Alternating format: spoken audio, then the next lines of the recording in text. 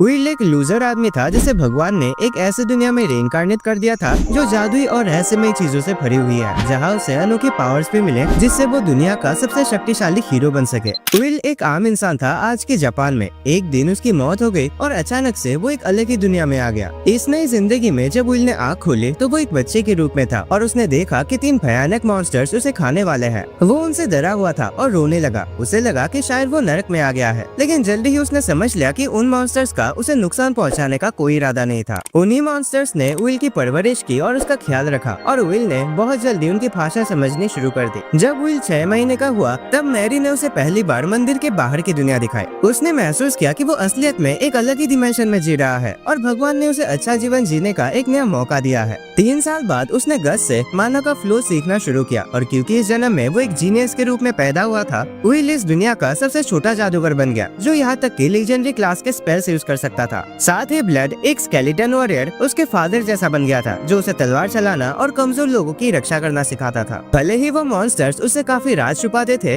Will को कोई दिक्कत नहीं थी क्योंकि उसके पास भी एक बड़ा राज था। उसके पिछले जिंदगी की कुछ यादें अब भी उसके साथ थी। 8 साल बीत चुके थे जब से विल उन लोगों के साथ रह रहा था जिन्हें वो दिमाग से पागल समझता था। एक दिन ब्लड ने सोचा कि अब विल को अपने आप जीना सिखाना चाहिए, इसलिए उसने तलवार उठाई और लगभग उसे काट ही दिया। विल ने अपनी लिमिटलेस माना का इस्तेमाल किया और तेजी से दूर हो गया, जिसके बाद उसने जमीन से तेल निकालकर ब्लड को गिराया और एक स्पाइडर वेब समन करके उसे बांधने की कोशिश की, लेकिन ब्लड तेजी से उसकी तरफ दौड़ पड़ा और उसकी तलवार छीन ली और कहा कि लड़ाई के वक्त आंखों को बंद नहीं करना चाहिए। हारने के बाद भी विल ने समझा कि ये सब लोग अपने अपने तरीके से उसे एक बेहतर इंसान बनाने के लिए सिखा रहे हैं। ब्लड ने प्रॉमिस किया कि वो एक दिन अपनी स्केलेटन वाली जिंदगी का सच भी बताएगा। उसी रात जब विल ने मैरी को मंदिर से रोटी की प्लेट ले जाते देखा तो उसके मन में सवाल आया कि मैरी हमेशा उसे छुपा के क्यों खाना बनाते हैं। रात को जब सब सो रहे थे, विल चुपके से मंदिर के अंदर गया जवाब पाने के लिए, लेकिन जैसे ही उसने दरवाजा खोला वो हैरान रह गया। मैरी आग से खिरी हुई थी। अपनी पिछले जिंदगी की तरह विल एक और परिवार के सदस्य को खोना नहीं चाहता था, इसीलिए विल तुरंत उसे बचाने के लिए आग में कूद गया, जिसमें उसके दोनों हाथ जल गए। अगली सुबह जब विल की आँख खुली, उसने देखा कि मैरी उसके बिस्तर के पास रो रही थी क्योंकि उसे लग रहा था कि अगर उसने अपने सीक्रेट को पहले ही बता दिया होता तो विल को चोट नहीं लगती। लेकिन ब्लड गुस्से में था क्योंकि विल ने उसके मना करने के बाद भी चुपके से जाके सब पता लगाया, जबकि उसे ये बातें तभी बतानी थी जब वो और बड़ा हो जाता। फिर भी ब्लड ने उसकी हिम्मत की तारीफ की कि उसने मैरी को आग से बचाया। दूसरी तरफ गस थोड़ा फ्रेंडली हो गया और उसने विल को समझाया कि उनके दुनिया में हर कोई किसी न किसी भगवान की पूजा करता है और मैरी का भगवान था मैटर, जिसे गॉड ऑफ नेचर भी कहते हैं। मैरी ने बताया कि क्योंकि उन तीनों ने गॉड ऑफ अनडेड, जिसका नाम स्टिग्नेट है, उनके साथ कॉन्ट्रैक्ट साइन किया था, इसलिए उन पर श्राप लग गया था, जिसकी वजह से उन्हें अपने असली देवताओं से कोई आशीर्वाद या गाइडेंस नहीं मिल सकते। फिर भी मैरी हर दिन मैटर की पूजा करती थी और हर दिन मैटर उसकी बॉडी को नीले आग से जला देता था ताकि उसे खाने के तौर पर कुछ रोटी मिल सके जो वो विल को खिला सके। मैरी ने माफी मांगी कि उसने ये बात पहले नहीं बताई। विल ने उसके दुख को बांटने के लिए मंदिर में हर सुबह उसके साथ पूजा करने की इजाजत मांगी। मैरी ने हाँ कर दी और इसी तरह अगले 5 सालों तक विल ने मैरी के साथ अपने स्पिरिचुअल लाइफ को सुधारा। मैरी ने उसे सिखाया कि एक शांत और भक्ति से भरी जिंदगी कैसे जीते हैं। उसने विल को कुछ अनोखे मंत्र भी सिखाए। जब विल ने पहली बार 5 दिन तक लगातार पूजा किया, मैरी ने वादा किया कि उसके सारे पसंदीदा खाने वो डिनर में बनाएगी। अब जब विल 13 साल का हो गया था, गस के साथ उसकी मैजिकल ट्रेनिंग और इंटेंस हो गई थी। गस उसे हर रात कई सारे जादुई किताबें रटने के लिए कह रहा था।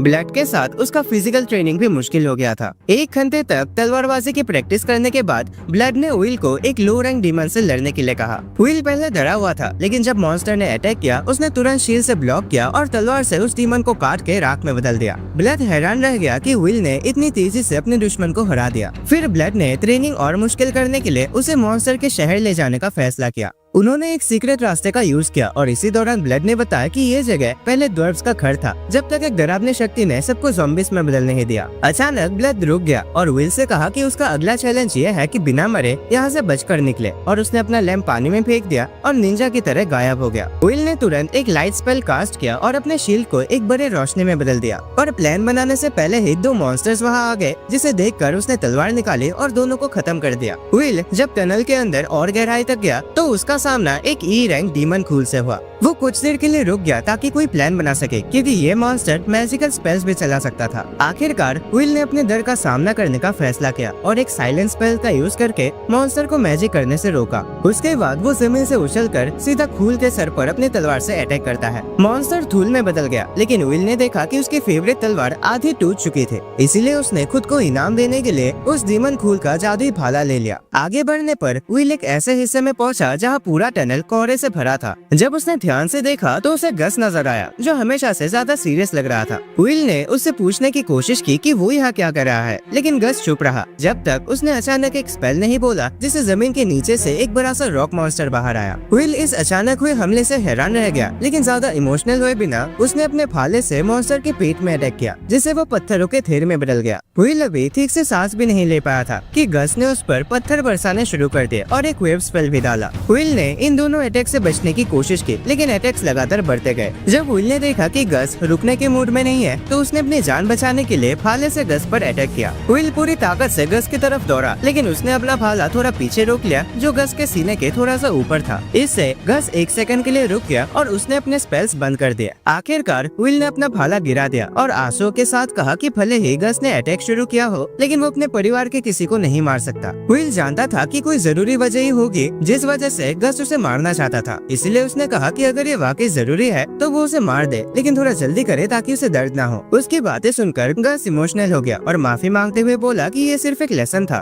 और ये सब ब्लड और मेरी से छुपाने को कहा। विल को शक हुआ कि शायद गस सिर्फ ड्रामा कर रहा था ताकि वो उनके सब अटैक्स को भूल जाए, लेकिन जब वो घर वापस आए तो विल ने अपना वादा निभाया और ब्लड और मैरी को कुछ नहीं बताया। अगले दिन गस की मदद से विल ने अपना नया वेपन एनालाइज किया और पता चला कि इस भाले का नाम पेल मून था, जिसे उसके मालिक ने बनाया था। इसके नुकीले हिस्से से लाइट मैजिक निकलता था। विल ने वहाँ पर कुछ लिखा हुआ भी देखा, जिसे सही ढंग से बोलने से भाला छोटा या बड़ा हो सकता था, पूरी तरह से उसे चलाने वाले की जरूरत के हिसाब से। विल बार बार उस हॉन्टेड टनल में जाने लगा ताकि खुद को स्ट्रॉन्ग बना सके, लेकिन जब वो अगली बार मैजिकल ट्रेनिंग के लिए गया तो गस ने कहा कि अब वक्त है एक नए लेसन का। उसने विल को कहा कि वो शहर में जाके गोल्ड कॉइन्स ढूंढे। रात को जब विल कॉइन्स लेके वापस आया, उसने देखा कि टेबल पर कुछ बोर्ड गेम्स पड़े थे। तभी उसे समझ आया कि गस और ब्लड ने उसे फंसाया था ताकि वो उनके गैम्बलिंग में शामिल हो जाए। विल बहुत गुस्से में आ गया और उसने शुरुआत में उनका साथ देने से मना कर दिया, लेकिन जब गस और ब्लड ने कहा कि वो सिर्फ हारने के डर से पीछे हट रहा है, तब विल ने अपने आप को साबित करने के लिए गेम खेलने का फैसला किया। उन्होंने कुछ राउंड्स खेले ही थे कि मेरी अचानक कमरे में घुस आए और उन्हें रंगे हाथों पकड़ लिया, जिसके बाद उसने सबको नेक्स्ट लेवल गालियां दी। उस रात गस ने विल को अपने कमरे में बुलाया और बताया कि विल के 15 बर्थडे पर एक रिचुअल के रूप में ब्लड उसके साथ जिंदगी का सबसे मुश्किल ड्यूएल लड़ने वाला है। विल ने वादा किया कि वो अपनी पूरी ताकत लगा देगा उस फाइट को जीतने के लिए, लेकिन चौंकाने वाली बात ये थी कि गस ने उसे कहा कि वो जानबूझकर लड़ाई हार जाए। जब विल ने इसका रीजन पूछा तो गस चुप रहा। गस और बाकी लोग हमेशा उसे कुछ न कुछ छुपाते रहे और इस बात से परेशान होकर विल ने उसकी बात मानने से साफ इनकार कर दिया। पर जब गस ने अब भी वजह बताने से इनकार किया तो विल गुस्से में वहाँ से चला गया। मंदिर के अंदर ब्लड और मैरी ने विल को बताया कि उसे अब किसी एक भगवान को अपना रक्षक चुनना होगा और उसे एक पवित्र शपथ लेनी होगी, जिसके बदले में उसे उस भगवान का आशीर्वाद और प्रोटेक्शन मिलेगी। जब विल ने उनसे सलाह मांगी तो ब्लड ने बताया कि उसने ब्लेज आग के देवता को चुना था और मैरी ने मैटर नेचर के भगवान को।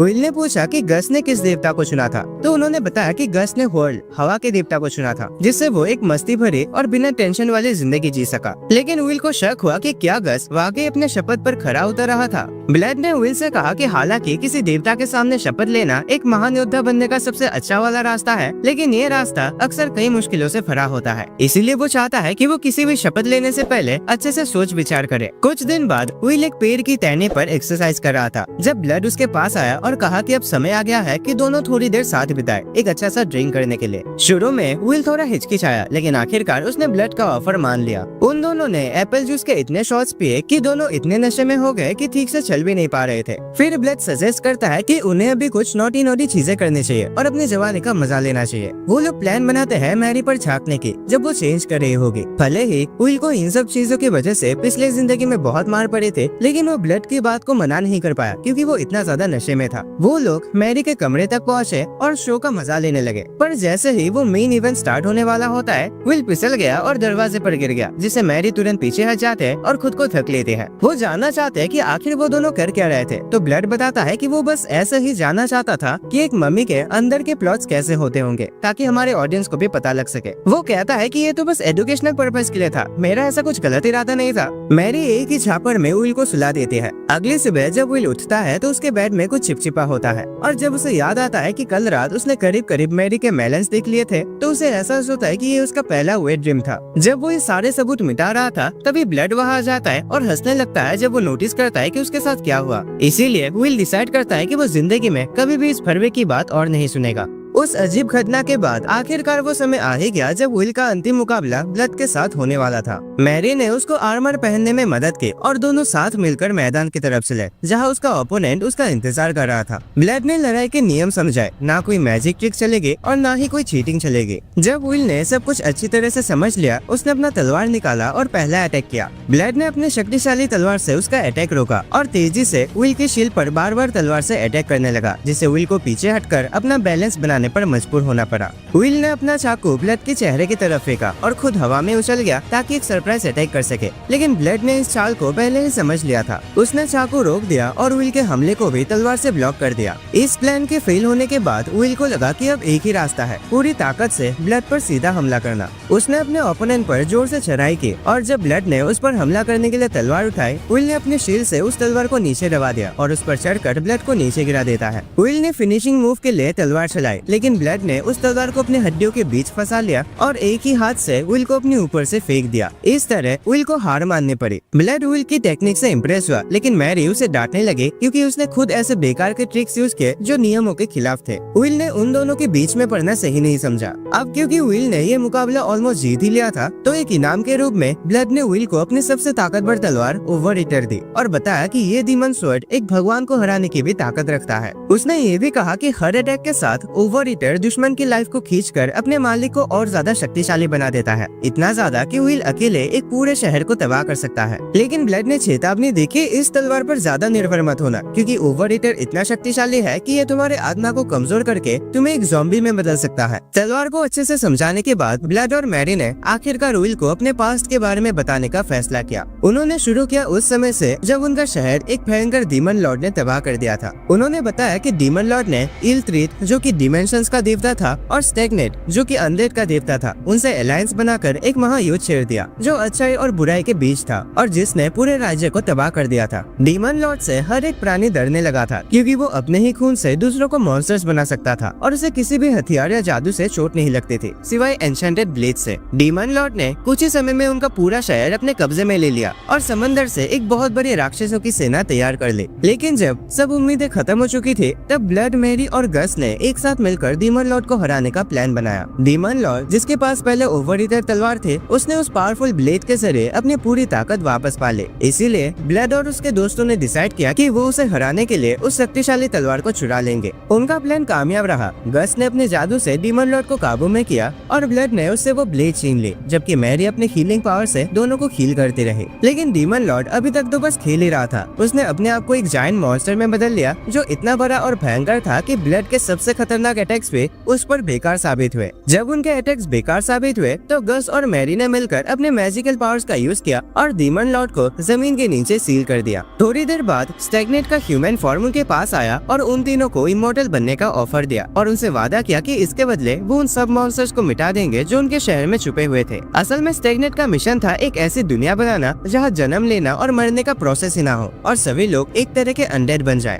इस प्लान में डीमन लॉर्ड एक बड़ा खतरा था, इसलिए ब्लड, मैरी और गस को उसने हाई रैंक अनडेड बनाने का ऑफर दिया ताकि वो डीमन लॉर्ड की सील को हमेशा के लिए सुरक्षित रख सके। और मजबूरी में उन तीनों ने ये कॉन्ट्रैक्ट एक्सेप्ट कर लिया। कुछ सालों बाद जब वो सील को गार्ड कर रहे थे तो भयानक मॉन्स्टर्स ने उन पर अटैक किया। उनका प्लान था एक छोटे बच्चे के खून का इस्तेमाल करके डीमन लॉर्ड को वापस से जिंदा करना, लेकिन ब्लड ने तुरंत उन मॉन्स्टर्स को खत्म कर दिया। गस से थोड़ा बहस करने के बाद मैरी और ब्लड ने डिसाइड किया कि वो उस बच्चे को पालेंगे जिसे वो एक नई जिंदगी देना चाहते हैं। जब कहानी खत्म हुई, विल को अपने जीवन का असली मकसद समझ आया कि उसे इंसानों के बीच जाकर एक नई जिंदगी शुरू करनी है और जब वो ताकतवर बन के यहाँ वापस लौटेगा तो मे भी वो इस जगह को रिबिल्ड कर सकता है। ब्लड और मैरी उसे अपने अंतिम सीख दे रहे थे, तभी आसमान में काले बादल छा गए और स्टैग्नेट का ह्यूमन फॉर्म वापस आ गया। उसने हीरो से पूछा कि क्या वो दोबारा मरने के लिए तैयार है। विल का शरीर स्टैग्नेट की शक्ति की वजह से नीचे दब गया और लड़ना तो दूर वो हिल भी नहीं पा रहा था। तभी एक मैजिकल स्पेल ने जमीन को तोड़ दिया और जब विल ने पीछे देखा तो उसने गस को देखा जो तैयार था उस अंधे भगवान से लड़ने के लिए। स्टैग्नेट ने एक डार्क मैजिक का शील्ड बनाया ताकि गस के जादू को रोक सके, लेकिन बुढ़े जादूगर ने एक चेन स्पेल से उसे रोका और बड़ा सा टॉर्नेडो बुलाया जो स्टैग्नेट को घेर लेता है। एक और स्पेल कास्ट करके गस ने कुछ देर के लिए स्टैग्नेट की ह्यूमन फॉर्म को मिटा दिया। उसके बाद उसने ब्लड और मैरी को चेक किया ताकि श्योर हो सके कि उनकी आत्माएं अभी भी सुरक्षित है। सबने विल से माफी मांगी कि उसे इतना भयानक सीन देखना पड़ा, लेकिन ये लड़ाई अभी खत्म नहीं हुई थी क्योंकि एक डार्क एनर्जी ने अचानक गस पर अटैक किया और उसके शरीर का एक हिस्सा तोड़ दिया। उस अजीब साये ने ब्लड और मैरी को भी गिरा दिया और स्टैग्नेट फिर से सामने आया। उसने गस का मजाक उड़ाया कि वो कुछ बेकार के जादू से एक भगवान को हराने का सोच भी कैसे सकता है। स्टैग्नेट ने गस को गर्दन से पकड़ लिया, लेकिन उसने डिसाइड किया कि वो उस बुड्ढे को बाद में खत्म करेगा क्योंकि अब उसका ध्यान विल पर था।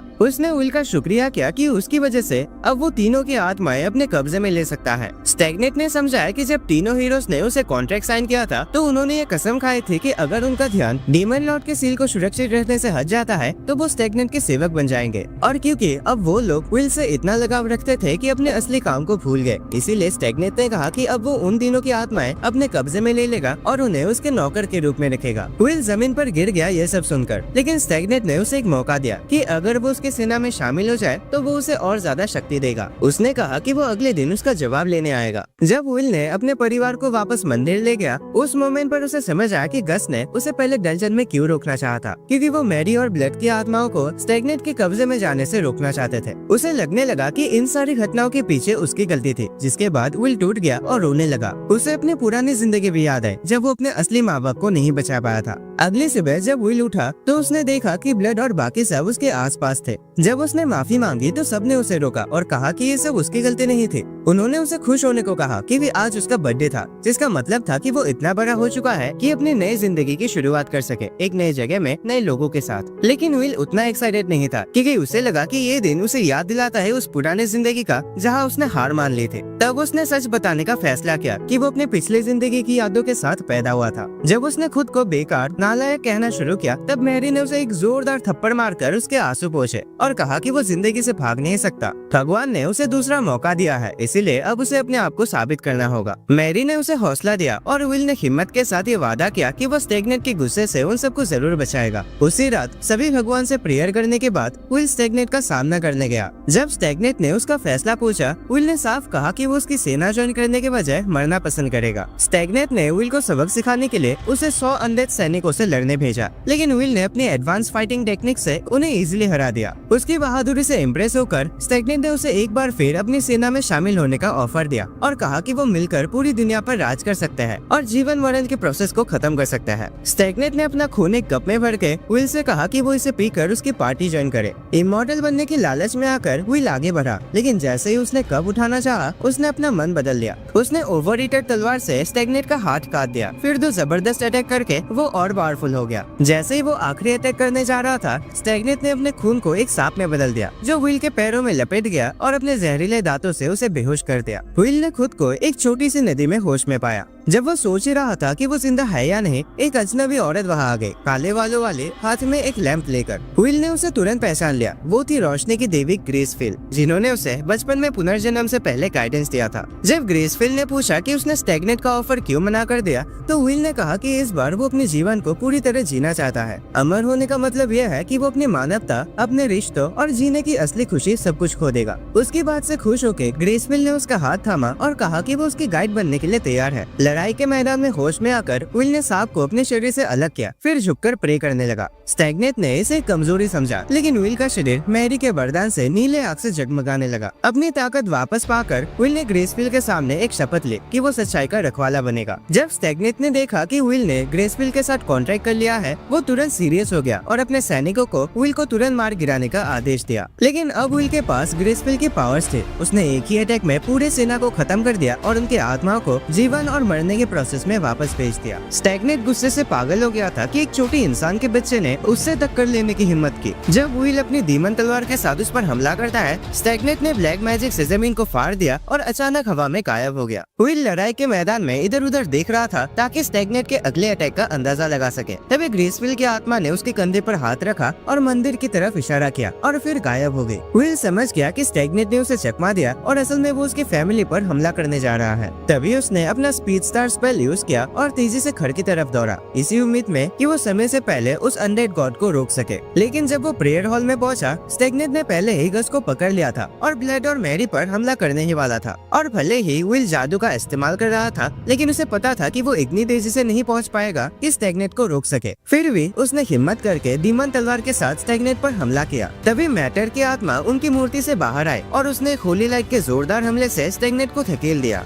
नेचर की देवी ने मैरी की तरफ प्यार भरी नजर से देखा और फिर अपनी मूर्ति में लौट गई। जब विल ने मैरी के चेहरे पर आंसुओं को बहते देखा तो उसने समझा कि मैटर ने कभी भी मैरी से नफरत नहीं की थी। स्टैग्नेट के साथ कॉन्ट्रैक्ट करने के बाद मैरी के दिल में इतना गुस्सा भर गया था कि उसका मन इम्प्योर बन चुका था, जिस वजह से उसने कभी भी मैटर से माफी मांगने की भी कोशिश नहीं की। उसे लगा था कि मैटर उसे नीले आग में जलाकर उसे सजा दे रही थी, लेकिन असल में तो वो आग मैरी के अंदर की बुराई को मिटा के उसके मन को शुद्ध बना रही थी। और अब जब उसने मैटर का असली रूप देखा तो वो अपने बोझ से मुक्त हो गई। मैटर के अटैक का फायदा उठाते हुए विल ने एक चाल चली। उसने अपने डिवाइन पावर्स का लाइट ब्लड और मैरी की तरफ भेजा ताकि स्टैग्नेट का ध्यान भटक जाए, और ये प्लान काम भी कर गई। स्टैग्नेट ने जैसे ही उस रोशनी को अपने डार्क मैजिक से रोकना चाहा, पीछे से ब्लड ने उस पर तेज हमला कर दिया और विल ने स्पीड स्टार स्पेल का यूज करके स्टैग्नेट को दीवार तक धकेल दिया और उस पर चारों तरफ से बिजली की रफ्तार से हमला करना शुरू कर दिया। आखिर में उसने अपनी डीमन तलवार से स्टैग्नेट के दिल को छेड़ दिया और कहा, तुम जाके नरक में सड़ो। ओवर ईटर की भयानक शक्ति से स्टैग्नेट का शरीर भाप बनकर गायब हो गया। विल ने तुरंत वचन दिया कि वो कभी किसी और देवता के वरदान या आशीर्वाद को ग्रेसविल के वरदान से ऊपर नहीं रखेगा।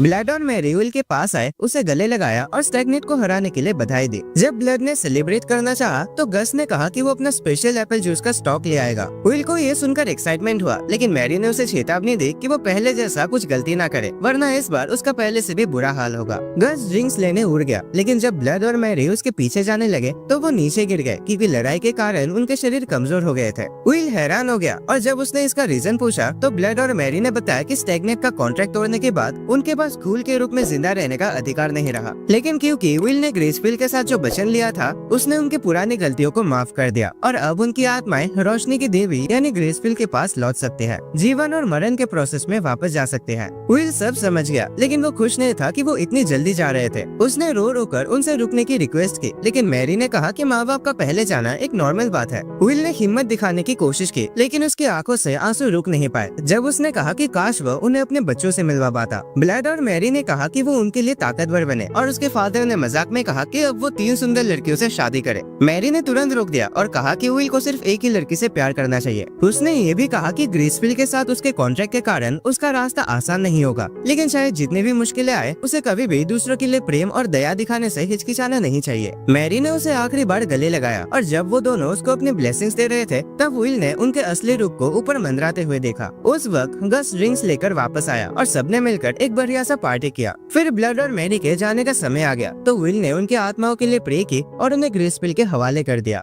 अगले दिन विल ने अपने माँ बाप की बॉडी को अच्छे से दफनाया और 2 ग्रेवस्टोन्स लगाकर यादगार बनाए। उसने वादा किया कि वो हमेशा उनकी यादों को एक अच्छी जिंदगी जीकर याद रखेगा। विल ने गस से पूछा कि स्टैग्नेट का कॉन्ट्रैक्ट उस पर कैसे असर नहीं हुआ, तो बुद्धे ने नाराज होकर कहा कि कहीं विल उसे मरते हुए तो नहीं देखना चाहता क्योंकि वो उसे प्यार नहीं करता। विल ने कहा कि वो तो बस मजाक कर रहा था। तब गस ने उसे एक मोटा सा खजाने से भरा बैग दिया जो उसने अपने जिंदगी भर में इकट्ठा किया था। उसके बाद गस ने बताया कि वो अब तक इसलिए जिंदा है क्योंकि उसने ग्रेसविल के साथ एक समझौता किया है कि वो अगले 10 साल तक डीमन लॉर्ड के सील की रक्षा करेगा जब तक स्टैग्नेट अपनी शक्तियाँ वापस नहीं पा लेता। गस ने ये भी बताया कि मैरी और ब्लड ने ये समझौता इसलिए नहीं किया क्योंकि उन्हें लगा कि अगर उनको और समय मिल जाता है तो वो अपने काम छोड़कर सिर्फ अपने बेटे के साथ समय बिताना चाहेंगे और ऐसे वो सेल्फिश बन जाएंगे। अपना एडवेंचर टाइम किट पैक करने के बाद विल दुनिया की तरफ निकलने के लिए तैयार था। जब गस उसे बाहर तक छोड़ने आया तो उसने विल को रोका और कहा कि उसके पास एक सरनेम होना चाहिए जिसे वो अपना सके। एम्स द्वारा बनाए गए एक पुराने रिवाज को फॉलो करते हुए गस ने उसके दोनों माँ बाप के नाम को जोड़कर उसे एक सरनेम दिया, मैरी ब्लड। विल ने मजाक में कहा कि वो गस के नाम को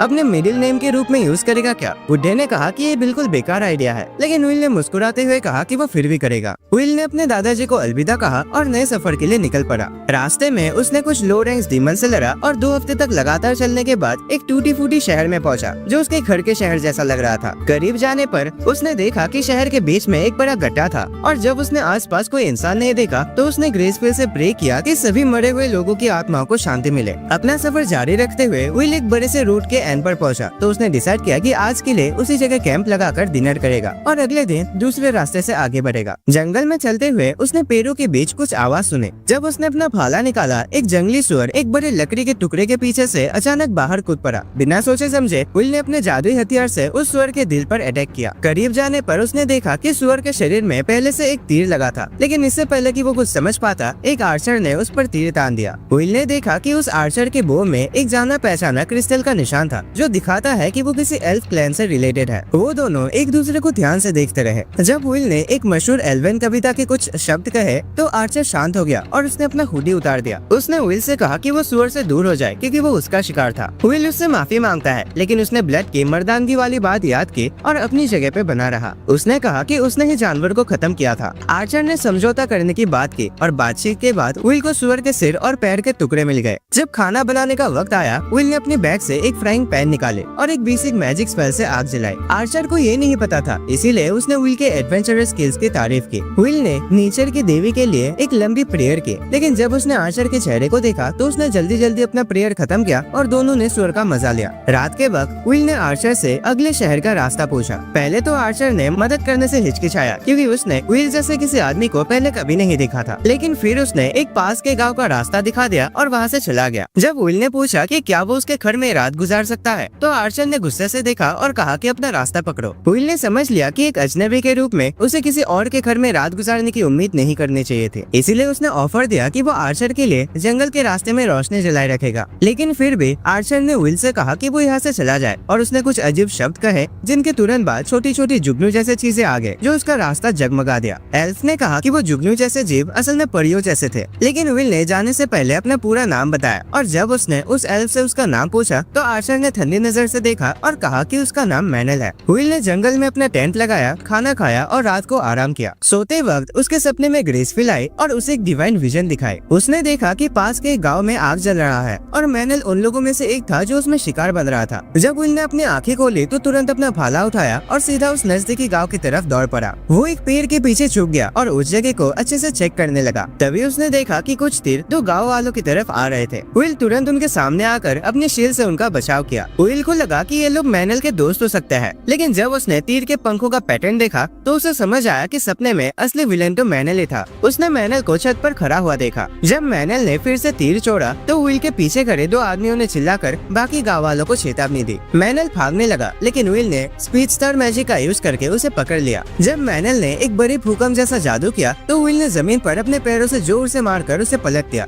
मैनल ने परियों को बोला कि फायर बॉल उनके दुश्मन पर छोड़े, लेकिन विल ने तुरंत उस मामूली स्पेल को मिटा दिया और आगे बढ़कर अपना भाला उस एल्फ के पेट में घुसा दिया। विल ने मैनल और उसके साथियों को वेब स्पेल के जरिए बांध दिया। जब सब लोग आपस में उन घुसपैठियों के बारे में बहस कर रहे थे तो एक पहले मिला हुआ गाँव वाला विल के पास आया और अपना इंट्रोडक्शन दिया। उसका नाम था जॉन। जॉन ने उन सब परेशानियों के लिए माफी मांगी जो विल को झेलनी पड़ी और फिर उसने विल को अपने गांव के चीफ एल्डर से मिलवाया, एक बुढ़ा आदमी जिसका नाम टॉम था। टॉम ने गांव को बचाने के लिए विल का धन्यवाद किया, लेकिन जब टॉम ने सब गांव वालों से पूछा कि इन अपराधियों के साथ क्या किया जाए तो ज्यादातर लोगों ने तुरंत मौत की सजा मांगी। तब चीफ एल्डर ने विल से पूछा कि क्या कोई बेटर ऑप्शन है। विल ने सजेस्ट किया कि उन बदमाशों को एक ईमानदार ट्रायल दिया जाए। अगली सुबह टॉम ने मैनल और उसके साथियों से कहा कि सब गाँव वालों के सामने अपनी गलती को कबूल करे। उन लोगों ने बताया कि उन्होंने लुटेरा बनने का फैसला इसलिए किया क्योंकि उनका अपना गांव एक बार भयानक डीमंस के हाथ लग चुका था, जिसमें उनके घर, खाना और पानी सब कुछ छीन गया था। लेकिन मैनल ने उन आदमियों के पक्ष में बोला और कहा कि उनका असली दोषी वही है क्योंकि उसने उन्हें चालाकी से अपने साथ मिलाया था जब उनका गांव बर्बाद हो गया था। इसीलिए अब उसी को सजा मिलना चाहिए और बाकी लोगों को छोड़ दिया जाए। गुस्से से भरे गाँव वालों ने मैनल की बात मानने से इनकार कर दिया, लेकिन चीफ एल्डर टॉम ने सबको चुप रहने के लिए कहा और याद दिलाया कि मैनल ने कई बार उनके शहर को खतरे से बचाया भी था। पर इन सब के बावजूद भी टॉम के पास और कोई चारा नहीं था, इसीलिए उन्होंने गांव की सुरक्षा के लिए उन सभी अपराधियों को मार देने का फैसला सुनाया। लेकिन लेकिन विल को दिल से लगा कि ये फैसला गलत था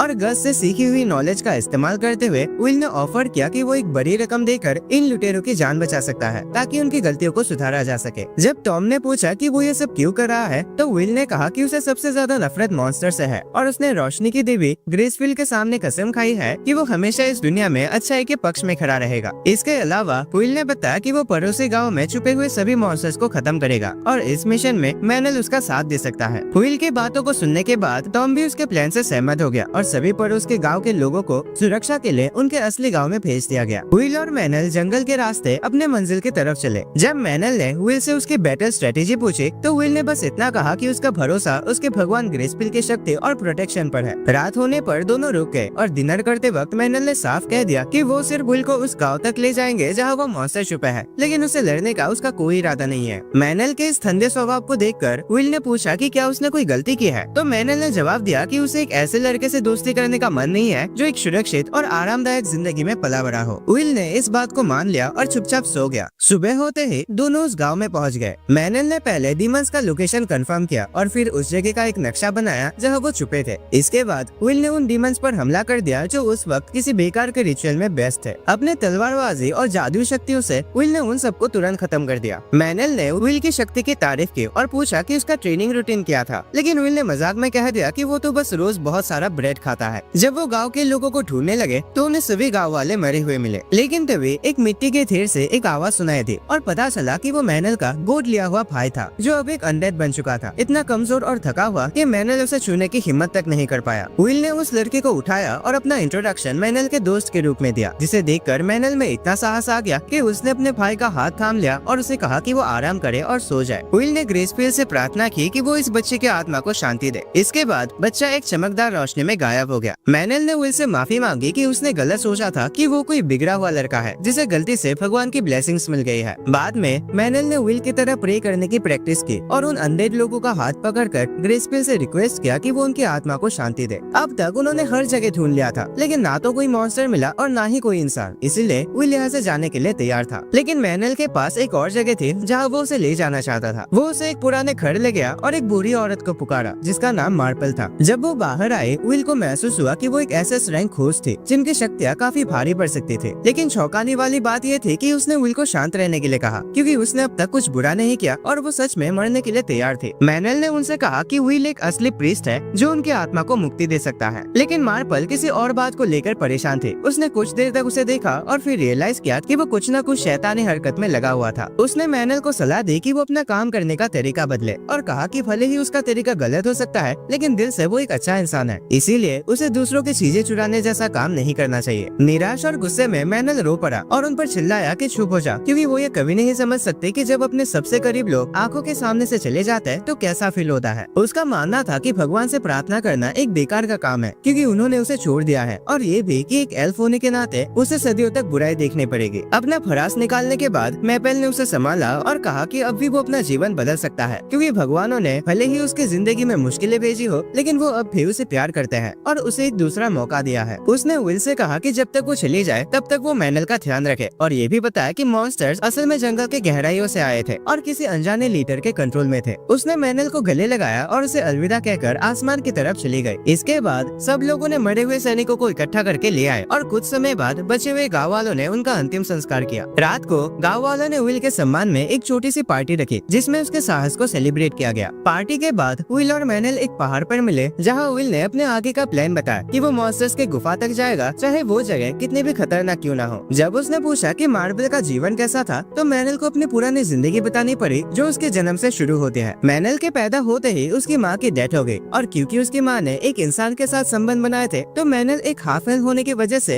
एल्फ किंगडम ने कभी उसे एक्सेप्ट नहीं किया। बहुत दुख सहने के बाद मैनल ने अपना गाँव छोड़ दिया और कुछ अजनबी एडवेंचरर्स के साथ निकल गया, लेकिन उन लोगों ने उसे धोखा दिया और उसे जहर दे दिया ताकि उसकी सारी दौलत ले सके। हालांकि मैनल ने उन धोखेबाजों को हरा दिया था, लेकिन वो धीरे धीरे जहर के असर से मर रहा था। तभी मार्पल उसके जीवन में आए। मार्पल ने न सिर्फ उसे अपने घर में जगह दी बल्कि उसका इलाज भी किया जब तक वो पूरी तरह ठीक नहीं हो गया। ऐसा उसने कई और लोगों के साथ भी किया था और इसी वजह से लोग उस बस्ती में रहने लगे थे, लेकिन किसी को ये समझ नहीं आया कि मार्पल इतनी दयालु क्यों थी। कहानी खत्म करने के बाद मैनल ने विल का धन्यवाद किया इतना मदद करने के लिए। उसने विल से रिक्वेस्ट किया कि वो ग्रेसफिल से पूछकर उसके लिए भी भगवान की ब्लेसिंग्स मांगे। विल ने प्रे किया ताकि ग्रेसपिल उसे अपनी सुरक्षा में ले ले। और मैनल ने ग्रेसपिल के सामने ये शपथ ले कि वो अपनी गलतियों का प्रायश्चित करेगा एक अच्छी जिंदगी जीकर। प्रे करने के बाद दोनों वापस गाँव चले और उस दिन के अंत में विल ने महसूस किया कि उसे आखिरकार एक ऐसा व्यक्ति मिल गया है जिसे वो अपना दोस्त कह सकता है। सो दोस्तों, आज के वीडियो के लिए बस इतना है, इसलिए चैनल को सब्सक्राइब करके रखना ताकि तुम वो सारे एनिमेस मिस ना करो। एंड वीडियो पसंद आए तो लाइक कर देना। एंड मैं तुम्हें मिलता हूँ एक और नए वीडियो में।